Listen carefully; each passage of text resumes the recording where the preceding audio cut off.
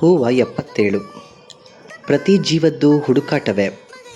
ಬೆಳಕಿಗಾಗಿ, ಖುಷಿಗಾಗಿ, ಅರ್ಥ ಮಾಡಿಕೊಳ್ಳಬಲ್ಲ ಸಾಂಗತ್ಯಕ್ಕಾಗಿ, ಸತ್ಯಕ್ಕಾಗಿ, ಅನ್ವೇಷಣೆಗಾಗಿ, ಬದುಕಿಗಾಗಿ ಮತ್ತು ಬಿಡುಗಡೆಗಾಗಿ.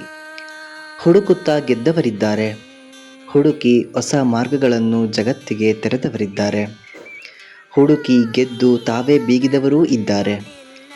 ಏನೋ ಹುಡುಕ ಹೊರಟು ಮತ್ತೇನೋ ಇರಾದೆಗೆ ಬಿದ್ದು ತಮ್ಮನ್ನೇ ಕಳೆದುಕೊಂಡವರಿದ್ದಾರೆ. ಹುಡುಕುತ್ತಲೇ ಸೋತವರು, ಸೋಲಿನಲ್ಲಿಯೂ ಹೆಸರಾದವರು. ಹೀಗೆ ಹುಡುಕಾಟದ ಹುಚ್ಚುಗಳು ವಿವರಣೆಗೆ ದಕ್ಕುವುದು ಕಷ್ಟ. ಹುಡುಕಾಟ ಸೃಜನಶೀಲತೆಯೂ ಬದುಕಿನ ಜೀವಂತಿಕೆಯೂ ಹೌದು.